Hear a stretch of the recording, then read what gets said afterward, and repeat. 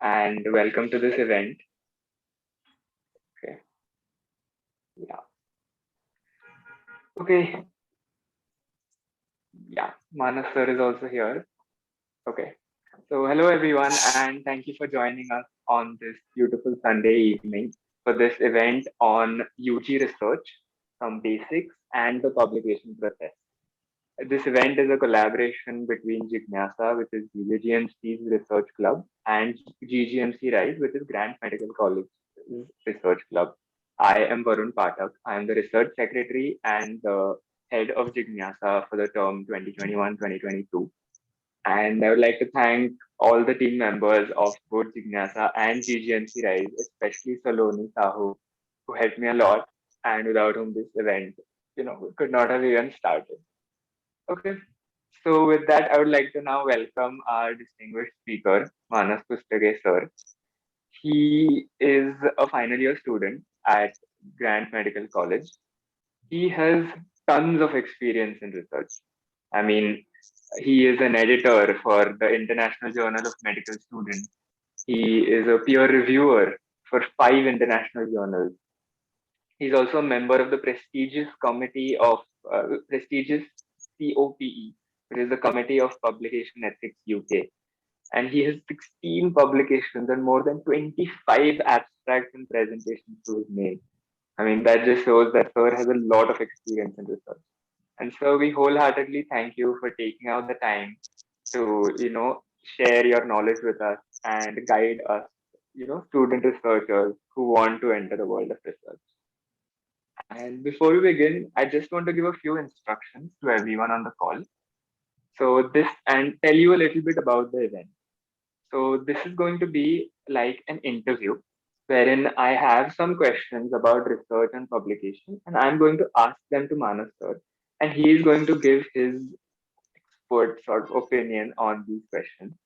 And these questions were collected by the social media of both Jignasa and GGMC RISE. We've compiled them the most frequently asked questions so that your doubts, your queries about research can be answered. And we feel that this sort of interview will, slightly reduce the monotonous nature of webinars, which makes these online webinars very boring. So that is why I hope that this question answer session will be something different. And yeah, I will request all of you to keep your audio as well as video off. Yes, this is an interactive session. So if you have any queries, any doubts, or you just want to share anything, feel free to put it in the Zoom chat box. And if you're watching this on YouTube, because we're streaming on YouTube as well, feel free to send in your questions or queries on the YouTube live chat. We have my team members who are looking at the live stream and they will update me with all your questions. And we will try to answer as many of your questions as the strength of our capability. Okay, so yeah, with that, I would like to ask Sir if he has anything to say before we can start the event. Yes, I'm audible. Yes, Hello. yes, sir, you're audible. Okay, so I'd like to thank Jignasa, BJGMC, and GGMC RISE for inviting me here. And I'm very happy to share these things with you and guide you all.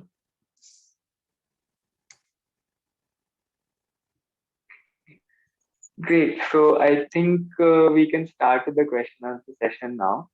And again, once again, if you have any doubts, anything, please put it in the chat box and we'll try to answer them. Okay, so we have divided it sort of into segments. And I'd like to start with the first segment now, which are some basic research and introductory questions. So I'd like to ask the first question to you, which is research really that important at an undergraduate level? I mean, in your opinion, does research have a role, and what is its role in an undergraduate medical student's career?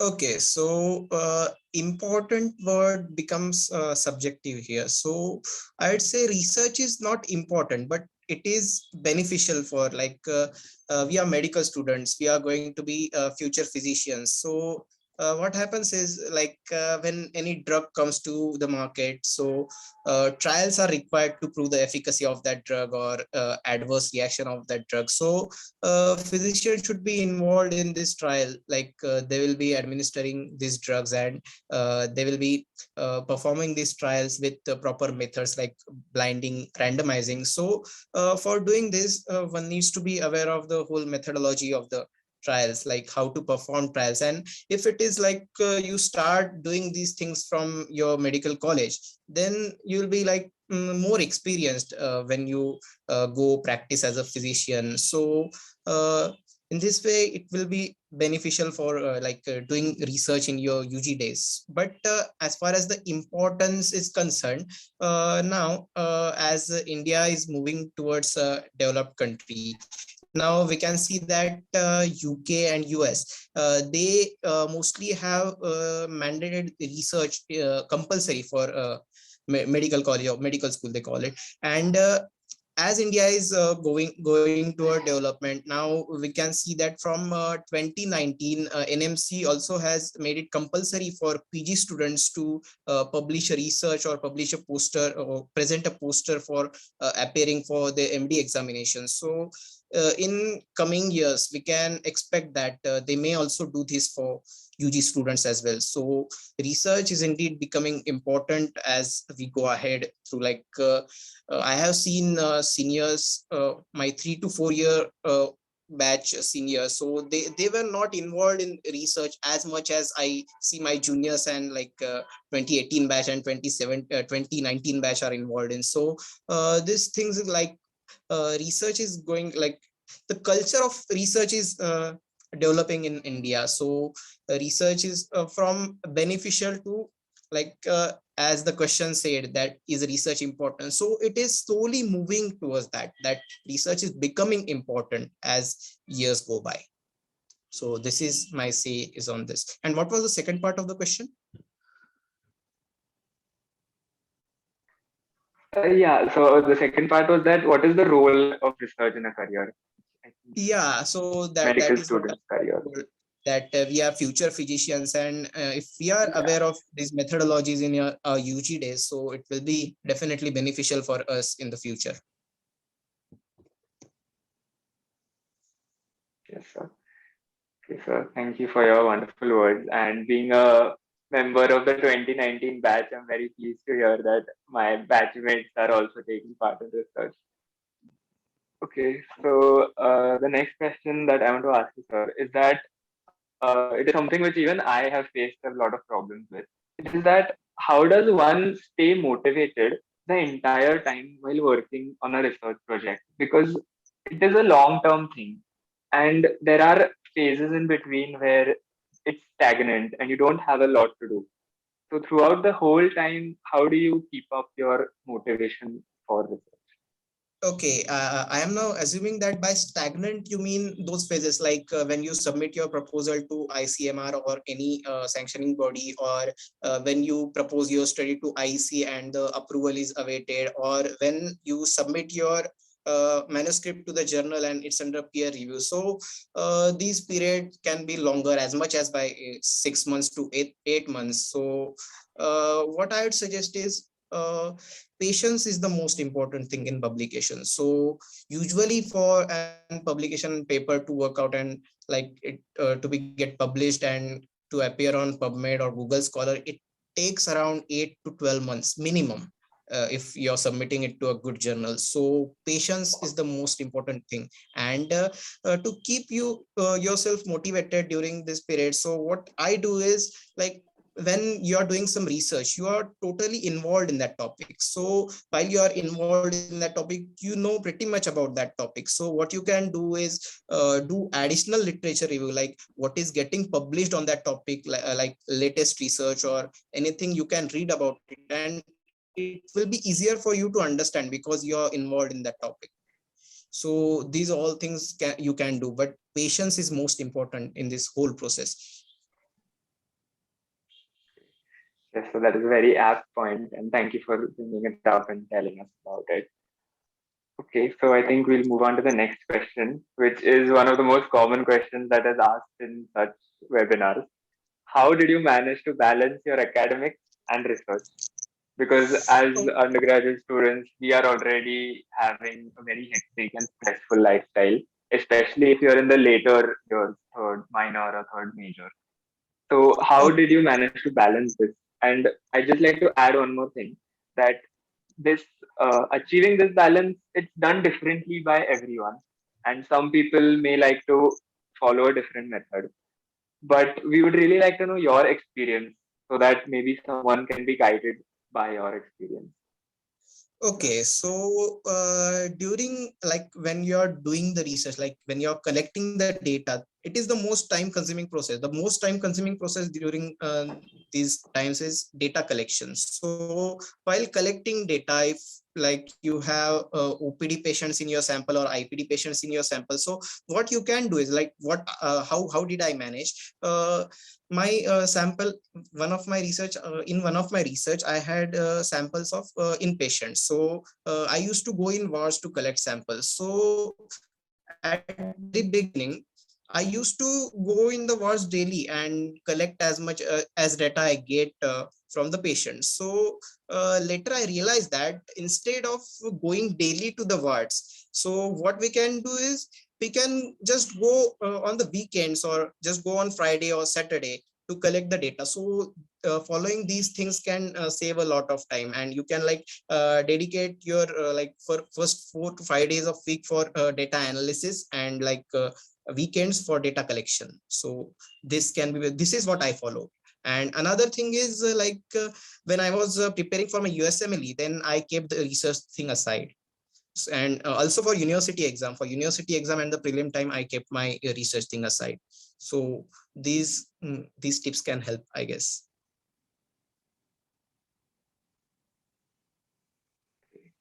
Yes, I think these tips are very useful because you need to prioritize your time because we don't have a lot of during MBBS.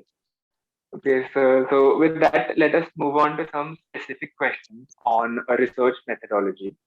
So the first question is that how do you choose and finalize a topic for your research? Because the research topics that we find on PubMed are, very complex and very Hello. detailed and specific. So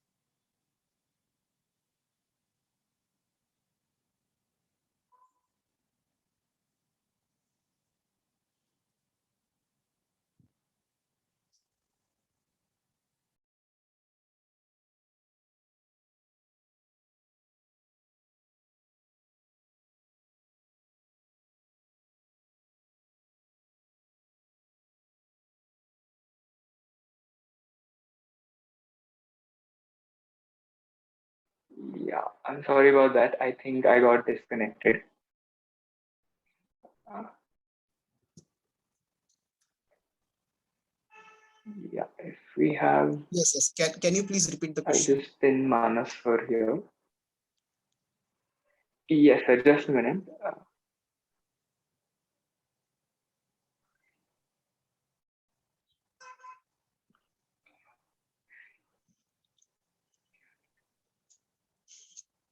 Yeah,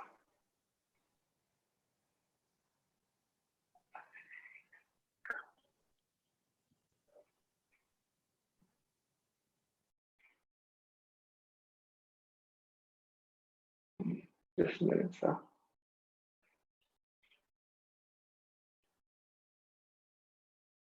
Yeah, okay. So the question was that how do you choose and finalize a topic for your research? Because the research topics that we find on PubMed are, very complex and they're very detailed and specific. So how can we arrive at a topic as specific as the ones that we find on PubMed? That was the question.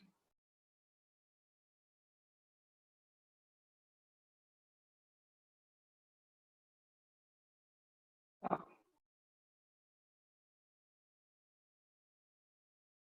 so, hello, am I Am I audible? audible? Yes, Varun, you're audible. Am I No, audible? sir, you're not audible. Hello. Yes, sir. Now you're audible. Yes, sir. Now you're audible. Okay, so many journals on PubMed, they are basically super specialty journals. So that is the reason that you find all the topics are so narrow and like very specific. So what was the question? How to decide a topic, no? So yes, how to decide and finalize a topic. Okay, so for deciding a topic, first you need to discuss with your guide. Like for example, first you need to figure out what type of patients you will get in your setting. Like whether you are in Sassoon or whether you are in JJ, there are like specific types of patient that you will get. Like TB patients are common and asthma patients are common. So these all you can get in your setting. So first discuss with your guide that what type of patients you can get. Then you can do the literature review. In literature review you can find that what is the gap in literature and what is already known on this topic and what is further expected in this topic or what can be further found out in this topic. So these all things can be done, and finding a topic can be a tragic task, but you need guidance from your guide for finding a good topic. At So, least so I my think first two my first 2 3 researches I needed guidance from my guide for finding a topic. So uh, as the experience come, then you will get to know how to uh, decide a research topic, and uh, we'll discuss that later, which publication which yes, journal you should yes. send that topic to. Okay. So naturally, to follow up this question, I would like to ask that how do you find a good research guide for the project? And if you have a teacher or a professor in mind, how do you know that they are good and they can help you? If you could give some tips on that. Okay, now whether a guide is good is again an subjective question. So how to find a guide, I'll comment on that.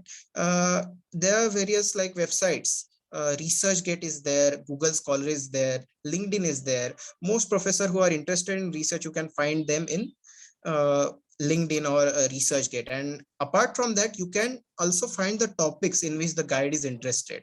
So before approaching a professor in person, Okay. you can search about them in on ResearchGate or on LinkedIn.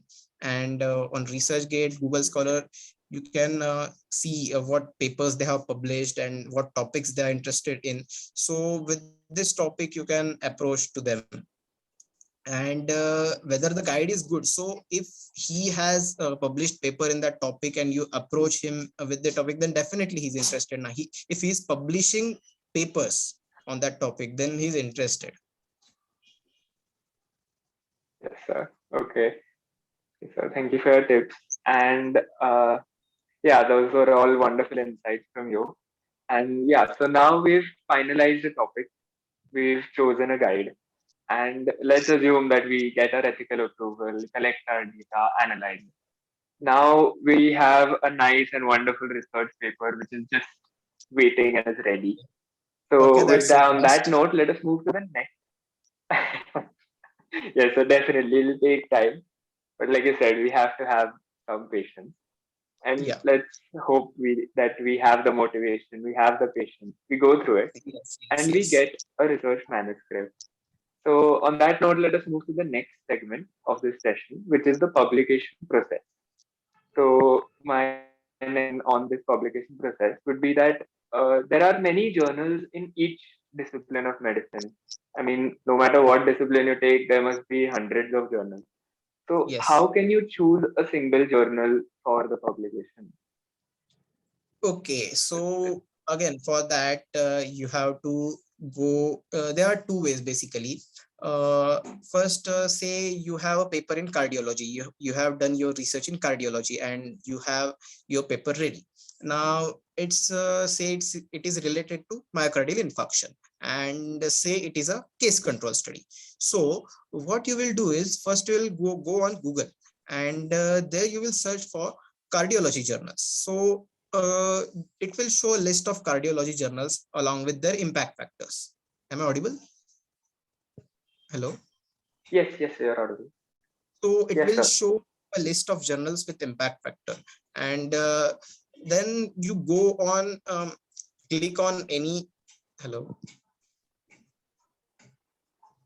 hello, am I Yes, sir, audible? you're audible. Okay, then you go Yes, on sir. any of the website of those journals, and on that website you will find a heading known as aims and scope of the journal. So on that aims and scope of the journal, they'll write precisely what they are interested in. So once you read Okay. that, you will get to know that whether this journal is suitable or not. So this is the proper way of doing it. And another way is there, like if you go directly on Google Scholar, you search we have case control study on myocardial infarction. So you search case control study on myocardial infarction, it will show studies published on the similar topic, and it will show the names of journals. So you can easily shortlist those journals, and you can follow this procedure, like go on their aims and scope, and whether your paper fits in their scope or not. And there are many journals, like they only take clinical trials, or they only take cohort studies. So these are specific criteria of some journals, so you need to follow them, and in this way you can like find appropriate journal. Many times your guide knows the journal, which journal like they usually send their papers into, so they usually help you in this. Okay, sir. Okay. So thank you for that. This seems like it's made it a lot simple now to go and see which journal will help. And so you just mentioned something called the impact factor right now. I've heard it a lot of times before from other people, but a lot of us, like, we know ki high, it should be very high, but a lot of us don't know what exactly it means and why is it so important. So if you could you please elaborate more on it and tell us why it is so important? Okay, so impact factor is a quantitative measure of the journal's audience, like how big the journal's audience is, how much the paper published in that journal is read by other authors or readers in the world, and how much is the paper get cited. So it's basically mathematically it is mean number of citation each paper gets in a calendar year. So a high impact factor is always preferred, but many students confuse that. Like they ask me, what is a high impact factor journal, like what is an excellent impact factor I should go for, I should look for while publishing in a journal. So I'd say that any journal above impact factor of 1 is good. Most of the Indian journals have impact factor between 0.5 to 1.5. So if you're publishing in a journal with more than impact factor more than 0.5 or even 1, then it's well and good, it's a good journal. And many times predatory journal, they force their impact factor, like they show wrong information on their journal's website, like we are indexed here and we have this much of an impact factor. That is not always true. So you can confirm that on Wikipedia and Google Scholar also has a list of citations or a list of impact factors of all journals, so you can confirm it from there. And the as you have said, the more the impact factor, better is the journal. So could we say like it is a sort of the reach that your paper will get if it is published in Yeah, that yeah, yeah. journal It is a in numerical very measure of that. basic terms? Okay, okay, okay, sir. Okay, so then again, you mentioned something called predatory journals. So my next question would be, what are these journals? And we hear from a lot of students, not students, just researchers in general, that their research didn't get accepted because it was published in a predatory journal. So how can we, be aware of these journals? Okay, so predatory journal, there are a few ways of identifying whether a journal is predatory. So the first way is if the scope of the journal is too broad, like they are publishing from medical field to engineering field to automobile field. So this much broad field is only like a feature of predatory journals. So if the journal has a broad scope, or they are publishing within days, they are charging very high amount of article processing fees for publishing the paper. So these are the signs you should notice while publishing a paper. And many times they falsify the data, they manipulate impact factor. And they also say that we are indexed in Google Scholar, we are indexed in PubMed, but originally they are not indexed in Google Scholar or PubMed. You can search for the name of the journal in Google Scholar and see whether it's indexed or not. So it also can confirm whether it's a predatory journal or a true journal. So uh, I would advise ki don't try to publish in predatory journal. Although it will look as a publication on your CV, but it will like eventually as a researcher, it will as a researcher you get a unique ID called as ORCID ID. So on your ORCID ID, it looks very bad if you publish in predatory journals. So you should never publish in such type of journals. And they literally accept anything. You send them any Word document, be it plagiarized or anything or any fabricated study, they'll accept that for money. So this is their strategy. They are just doing business there. They are publishing anything for money. So this is in brief about predatory journal. Just I'd advise to stay away from these journals. Okay. So, I mean, the journal should have some specific process and some guidelines, and they should Yes. need some time to process Yeah, your need at research least study. 6 to 8 months for publication. True journals need 6 to 8 months for Oh, publication, and predatory okay. journals usually publish like in 3 to 4 days. Okay. Yeah, If that is a very short time today, to if today process you a send them research manuscript, paper. Yeah. if today you send them manuscript, they'll ask for the money tomorrow and they'll publish the paper the day after tomorrow without even seeing at it. So this is the strategy of predatory journals. Okay. So I'd advise to stay away from them.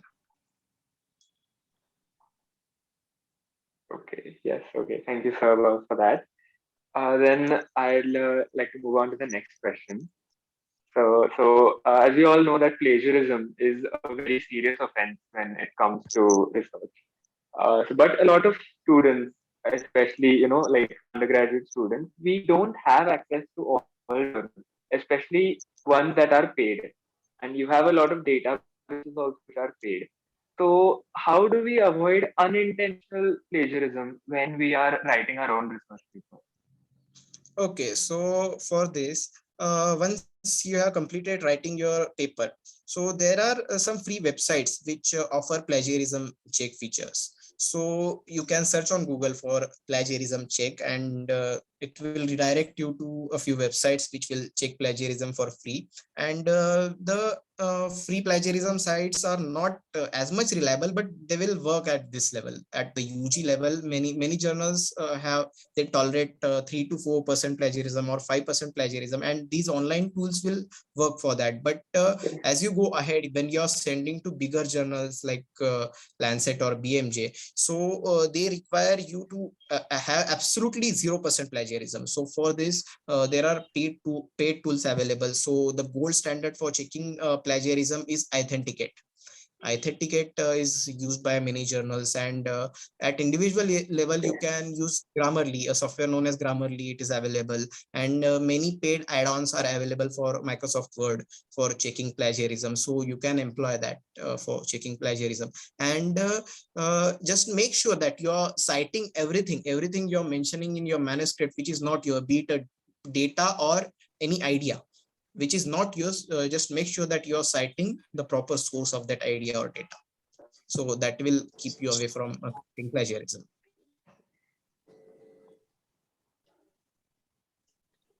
Okay, okay. Thank you, sir. Those resources will be very useful when we are carrying out our own research. Okay, yeah. So I'd like to move on to the next question now, which is that, so you're a member, like I said, you're a member of COPE, which is the Committee of Publication Ethics. And when it comes to publication ethics, one of the main ethics that you have to follow is that you have to identify any data manipulation, or you have to identify research fraud. So I want to ask you, ki, when like in any research paper, are there any sort of red flags which point that some data manipulation has been done. And as readers of research papers, how can we stay aware of such red flags? Okay, so as you are saying that are there any red flags of data fabrication or falsification in the manuscript? So I'll talk about it a bit later, but when it comes to COPE, the most likely cases which we see in the COPE are failure to detect conflict of interest and plagiarism. So authors often they intentionally or unintentionally disclose their conflict of interest. So seen from the paper, it's pretty clear for editor to determine whether there's any conflict of interest hiding behind this paper or not. And as far as the falsification fabrication of data is concerned, we can judge that, like if a paper is came from a small hospital and they are writing a sample size of like 500, and we are sure that this hospital cannot have this much of cases, like, so we can investigate that case further. The editor can call the respective authority, be it HOD or dean or principal of that institution, and they can further check that if the data is real or fabricated. So these things can be done. And conflicting interest declaration, it is also a major issue. And it conflicting interest declaration, failure of declaration of acknowledgement in research paper, these are evident in the paper. So as you are an editor and you have the experience, as you read the paper, you get to know that there is something they are hiding, or from the experience you get to know that. So these things open editors do. Okay. So, and as all of us must be reading research papers on PubMed while doing our literature review. So, is there any way we can identify such red flags while we are just going through a research paper? Sorry, I didn't get that. Can you please repeat? Uh, I was asking that, like, all of us read research papers on PubMed for doing our literature review or for any other reason. While reading these research papers, how can we identify that कुछ तो गड़बड़ है? There might See, be some data manipulation. it's actually So not our job to find कि कुछ तो गड़बड़ है or find okay. any method, any flaws or technical flaws or statistical flaws in the method. But if we find anything like that, then there's an option to write a letter to the editor regarding that. But many times it doesn't happen, because before a paper is getting published, so the paper is generally peer reviewed by two external peer reviewer, at least, in addition to the editor of the journal, assigned editor of the journal. So Okay. there is very less probability of you getting methodological flaws or any flaws in there. But in case if you find, then you always have an option to write a letter to the editor regarding that flaw. And you sometime you have some insider information that they are fabricating or falsifying, then also you can do like this. You can write the letter to the editor regarding that they haven't disclosed the conflicts of interest, or they have fabricated the data is not what they have done, and they have described something different. So these all things you can do. But just by seeing that paper, you cannot determine like कि ये पूरा fabricated है और कुछ तो गड़बड़ है, ऐसा कुछ नहीं. Okay. Thank you so much for your input. And yeah, I'll move on to the next question now. So a common problem that we as students, especially who are doing research, face is gift authorship. So can you please tell us what this means and how can we maybe not prevent but at least reduce it? Okay, so let me first tell you what is gift authorship. So for being an author of a paper, every author must fulfill 4 criteria, at least compulsory. He or she should satisfy these 4 criteria, and the 4 criteria are involvement in the conceptualization, data collection, or design of the study. This is first criteria. Second criteria is involved in writing or revising of the manuscript. Third is approval for the authorship, their position in the authorship, and fourth is uh, uh, approval to the final version of the manuscript which is being sent to the journal. So once an author fulfills these four criteria, then the particular person can be designated as an author. But what happens is many times people add a name, like if you're working in a department and if your guide is telling that we should include the name of the HOD or this particular XYZ senior professor. So this thing is called as gift authorship. Like technically the person is not fulfilling all the four criteria of authorship, and still you're including him as an author. But what I would say is it is all right to include the HOD or senior professor as an author if he is guiding you or he's helping you in collection of data, or he or she is providing you the infrastructure or patients for collecting the data. Then it's all good to like include him.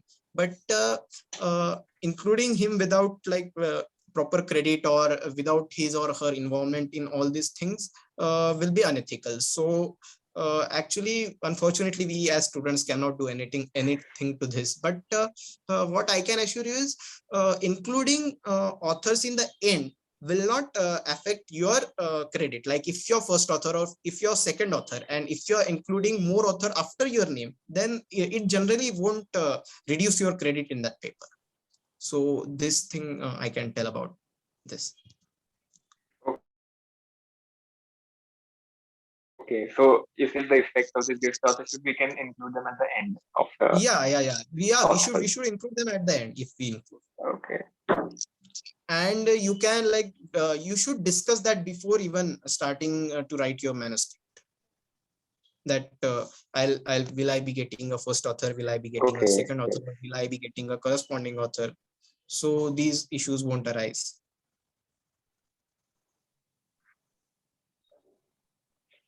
Okay. Okay. So then I'll like to move on to the next question. So once you choose a journal, one journal that you want to publish in, so what do you do next? I mean, do you just directly submit it to them on email, or are there any specific guidelines or format depending on what type of study you've done? Okay, so on each journal's website, there are author guidelines given, and they are very strict. Like you have to adhere to them.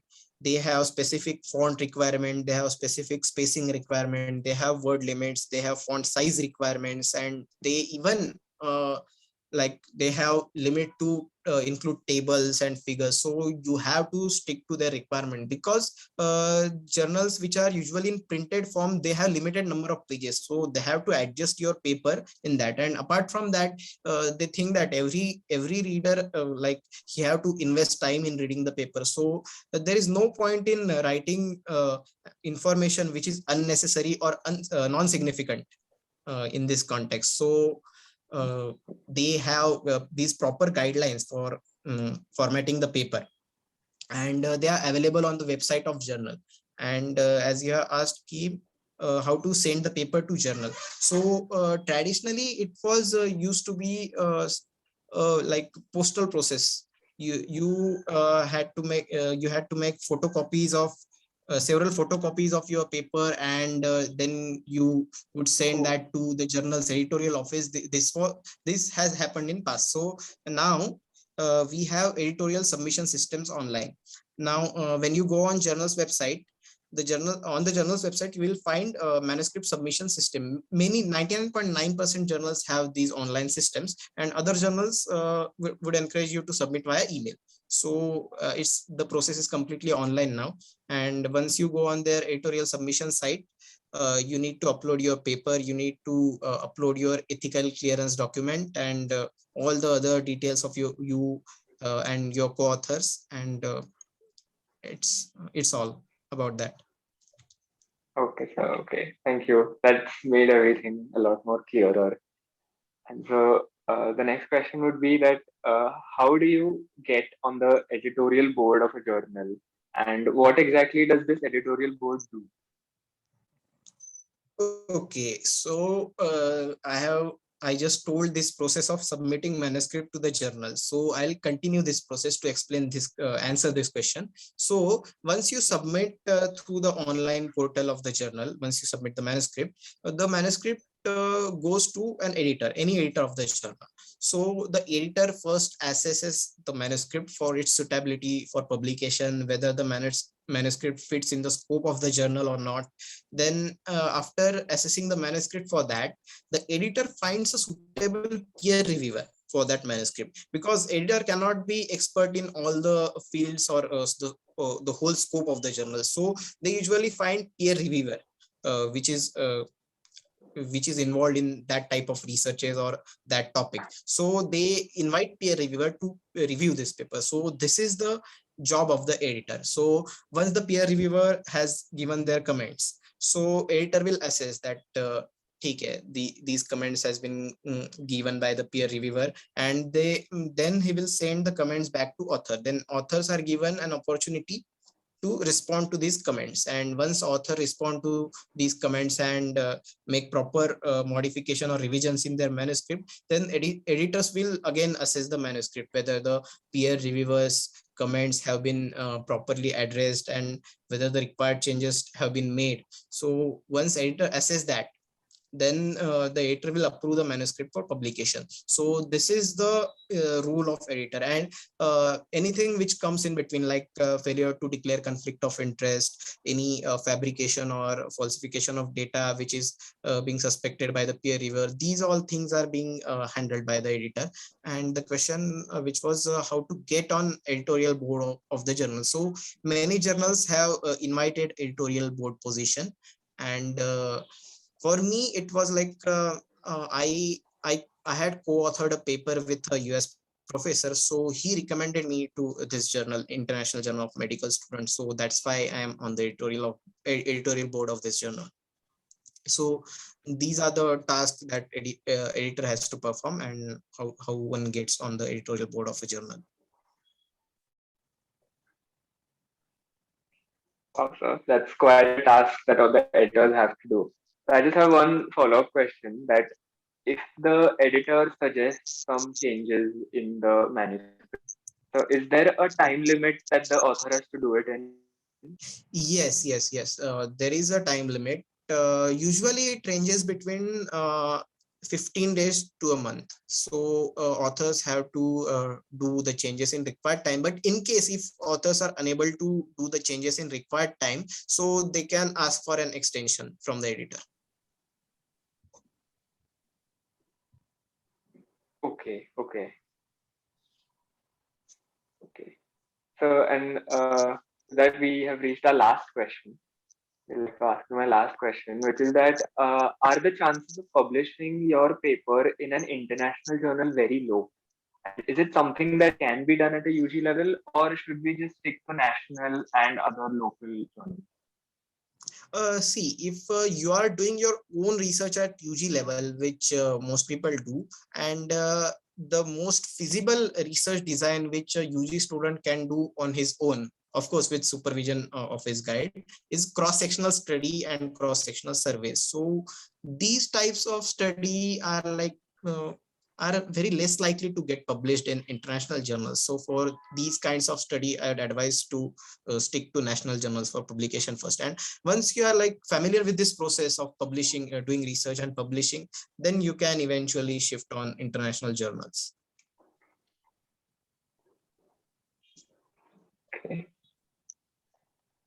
Okay. So, yeah, with that, we come to the end of the questions that I had. If you will, I'll just like to take some questions from the Zoom chat and the YouTube live and just clear them up. Yeah, so the first question is that how do you know that the research idea that you're thinking of is feasible for a full-fledged research project? Yeah, the simple answer is literature review.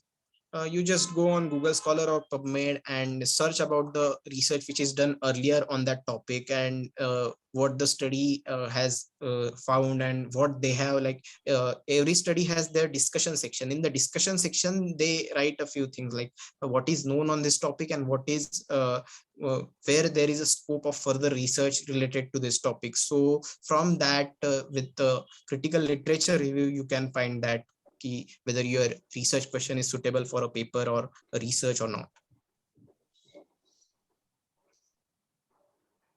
Okay, okay. That was a very great answer, sir.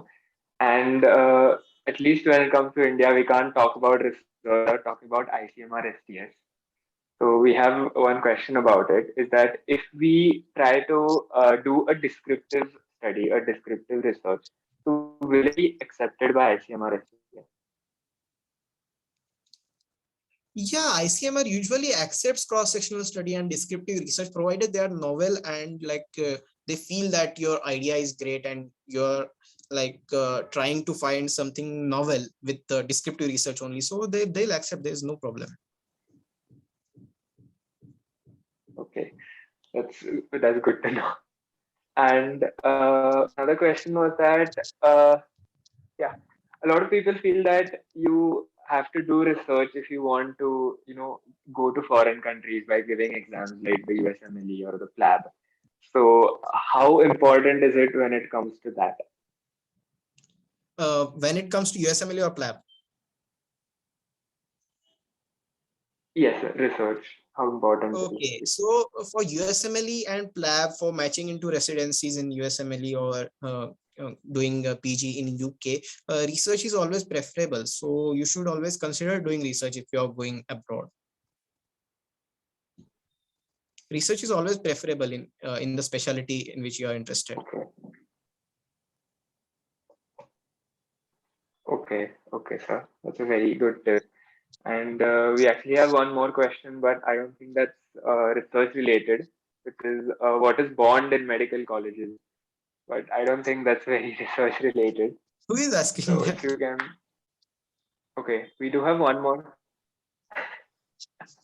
It's fine. I'll just like to tell that person that you can go ahead and Google it, and you'll get a very nice answer. So we have one more question, which is what are some good resources to study biostatistics? Good resources to study biostats. Yes, sir. Hello. Yes, Good sir. resources to study biostats, na? Biostats. Yes, sir. Okay, there are several courses from ICMR, that basics in biostats or basics in research methodology. I don't remember the name of those courses actually, but there are these courses for a nominal amount, like rupees 1000 to 2000, the entrance fees there, and they are good for learning biostats, and you can also learn for free on YouTube. There are a lot of videos on YouTube regarding biostatistics. And another way which I would suggest, that once you start reading research papers, you will get to know, like for this particular design, you will use these tests or these biostatistical model. So this also is a way of learning biostats. Okay. So I think the baseline is we should do a lot of literature review whenever we want to do research. So, and just another question would be that a lot of people, when it comes to literature review, we use PubMed. So, what are some other resources for literature review that you can suggest? Yes, you can use Google Scholar, you can use Scopus, or even you can use Google search engine for that. So mostly you will get all the published literature in Okay. PubMed and Google Scholar. They both cover all the published literature, almost all. Okay. Okay. Okay. Thank you, sir. And one last question was that are there any institutes in India that promote research except ICMR? I think what they mean by this is that research grants like ICMR gives. Okay, Is there any MUHS other gives opportunity? MUHS gives research grants. Then I came across this Indian Public Health Association gives research grants if you submit your proposal to them. So there are various. You just have to search for them, and they are there. Many agencies and institutes are there. And as a UG student, if you decide to go in any big hospital, like in Mumbai we have Tata Hospital, we have Hinduja Hospital, they have positions for UG student if you are ready to work under them. So there you can do a funded research. So that is also a good way of doing Oh, research. So there are many things. And wow. some scholarship. There are also some foreign scholarship which are available for Indian students. If you have a good proposal in your mind, you can propose also to them and they can fund you. I don't exactly remember the name, but there are. You can search on Google. Okay, definitely. That'll be at the top of my list. And yeah, I think we have one more question. We have a lot of questions coming in now. Yeah. So is it Okay. worthwhile taking research ahead as a career, or should you go rather into clinical practice? Okay, so in India, research as a career has very limited scope. This is my opinion. In India, research has very limited scope. But if you are aiming to go abroad and take research as career, then it's good there. In the US and UK, research as a career can be good, but at least not in India.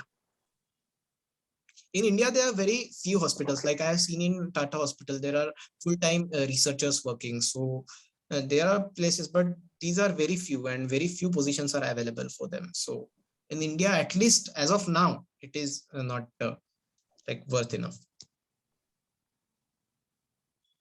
Let's hope that that situation changes. Will be good both for Yes, medicine yes. in general. And yes, I think that's all the questions we have. So before we conclude this, I just have one thing to ask: is that do you have any words of motivation or anything that you think might inspire someone who is new to research? Yeah, what I would say is just many people think that only students who are doing USMLE or PLAB should consider doing research. So what I would say is, irrespective of you're planning to do your PG in India or you're planning to go abroad, you should consider doing research, because as I have discussed in the very first question, that there are many benefits of research. And the like you can enjoy the process of doing research. It is something different from your, like it is a part of academics, but it is different from your books. So I think, yeah, that you should enjoy this process, and uh, you should do at least one research during your UG times. So, and as I have discussed, you can find guide with the ways I have suggested, that you can find on ResearchGate, LinkedIn, and it is not that difficult. Many people think that it's very difficult to get a guide. It's difficult to propose your research to IC and conduct the research and getting it published. So it is not that difficult. So you should always try, irrespective of whether you're going to planning to go abroad or not. Okay. So thank you, sir. That was a very, something, a lot of misconceptions that people have. If you're staying in India, so that's not needed. And yeah, I think that's all the questions we had today. So with that, we come to the end of this session. And thank you so much for your insights. I hope that your words will be able to guide and help medical students carry out their first research project. And again, I would like to thank both the teams of Jignasa and GGMC Rise for all the help. And this event would not have been possible without them. And finally, to all of you, the wonderful audience, I would like to thank all of you for attending, sending in your beautiful questions, which helped all of us. And we hope you enjoyed. We hope you learned something today. We will soon be back with more events. Until then, have an excellent Sunday evening and happy Halloween. Okay. So if you could please stay back and we could take some photos, it would be great.